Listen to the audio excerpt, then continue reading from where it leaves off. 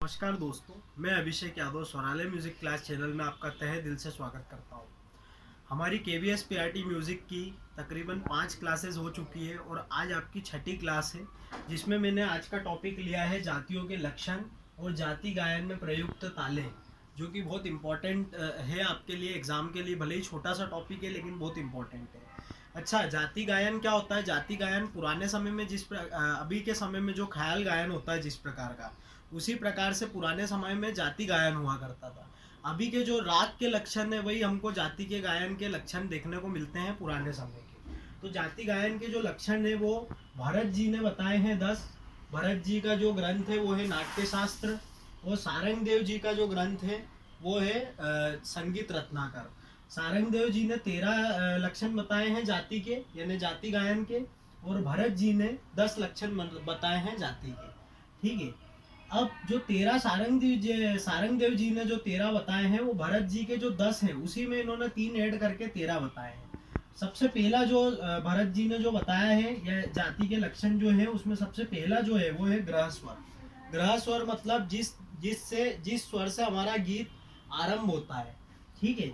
अंश स्वर वह स्वर है यानी जो जिसमें हमारा गीत का सबसे मुख्य स्वर जो कहलाता है। जिस प्रकार से हमारे आधुनिक काल में वादी स्वर होता है, उसी को पुराने समय में अंश स्वर कहते थे। तार सप्तक आपको पता ही है, तार सप्तक के स्वर तार कहलाएंगे। मंद्र सप्तक यानी मंद्र के स्वर, नीचे के स्वर मंद्र कहलाएंगे। न्यास क्या होता है? जिस स्वर पर गीत की समाप्ति होती थी उसको न्यास स्वर का नाम दिया गया है। न्यास उसमें लक्षण में है। अपन्यास की बात करें तो जिस स्वर पर गीत का मध्य भाग समाप्त होता था उसको क्या बोलते हैं? अपन्यास बोलते हैं। बहुत्व की बात करें तो जिस स्वर का उस गायन में, जाति गायन में अधिक प्रयोग होता है उसको बहुत्व कहते हैं। अल्पत्व इसका ठीक उल्टा है।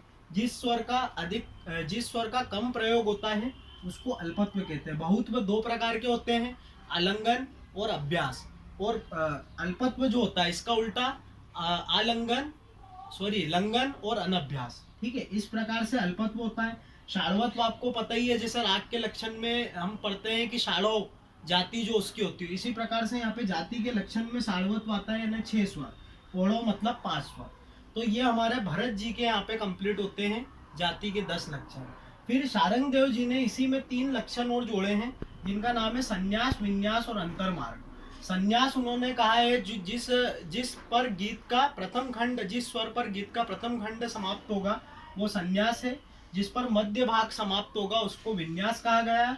और अंतर्मार्ग आविर्भाव और तिरोभाव। आविर्भाव और तिरोभाव आपको पता होगा, राग, हम कोई भी राग गा रहे हैं उस राग से अगर हम दूसरे राग में चले जाते हैं तो वहाँ पे क्या हो जाता है? तिरोभाव हो जाता है। और वापस उस राग में आ जाते हैं तो वो क्या कहलाएगा? आविर्भाव कहलाएगा। जाति गायन में प्रयोग होने वाले ताल ये 5 ताल हैं, जो कि बहुत मुख्य ताल है, और इन्हीं तालों को हम मार्गी ताल कहते थे पुराने समय। ठीक है। कौन कौन से ताल है? चंचल पूट है, चाच पूट है, षट पिता पुत्रक है, समयक विष्टांग है और उद्घट है।